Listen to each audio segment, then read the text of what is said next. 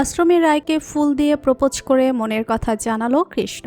হ্যাঁ বন্ধুরা, আমরা এমনটাই দেখতে পাবো অনুরাগের ছোঁয়া ধারাবাহিকের আগামী পর্বগুলোতে। বিস্তারিত জানতে ভিডিওতে একটি লাইক দিয়ে শেষ পর্যন্ত দেখতে থাকুন। রূপা বই নিয়ে পড়তে বসে মায়ের কথা ভাবতে থাকে। অন্যদিকে হোটেল রুমে দীপা ও রূপার কথা ভাবতে থাকে। অপরদিকে দেখা যায় সেনগুপ্ত বাড়িতে উর্মি ড্রেসিং টেবিলের সামনে দাঁড়িয়ে ওই পোড়া জায়গাগুলো দেখতে থাকে এবং রূপার উপর প্রচণ্ড ক্ষেপে যায় উর্মি। ঠিক সেই সময় ঘরের মধ্যে ঢুকে আসে, তবে সোনা বুঝতে পারে উর্মি বেশ রেগে আছে। সোনা ঘর থেকে বেরিয়ে যায়, তবে ঘর থেকে বের হলেও উর্মির আক্রোশ থেকে বের হতে পারে না সোনা। উর্মি প্রচণ্ড ক্ষেপে গিয়ে সোনাকে ধুলাই করতে থাকে। অন্যদিকে রত্নাদেবীও সোনার গায়ে হাত তুলতে থাকে। রূপার সমস্ত দোষ সোনার উপরেই দিতে থাকে তারা দুজন।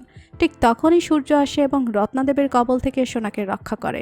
সেখানে বেশ কিছু লোক হাজির হয় এবং তাদের মেয়ের অপারেশনটা সূর্যকে করতে বলে অনুরোধ করে সূর্যকে, কিন্তু সূর্য না বলে দেয়। তবে সূর্য একসময় সিদ্ধান্ত নেয় যে ভার্চুয়ালি ওই ডক্টরদের সাথে থাকবে এবং তাদের মেয়ের অপারেশনটা করে দেবে।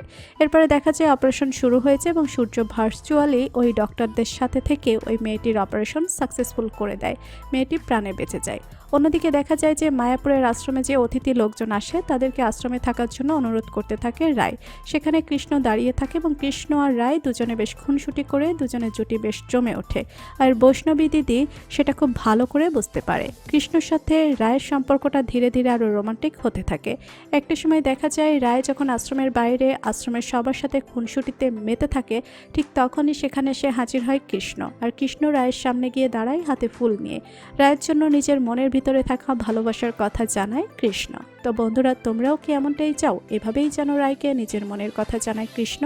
জানিয়ে দাও কমেন্ট করে। অনুরাগের ছোঁয়া ধারাবাহিকের পরবর্তী আপডেট পেতে এক্ষুনি আমাদের চ্যানেলটি সাবস্ক্রাইব করে রাখুন।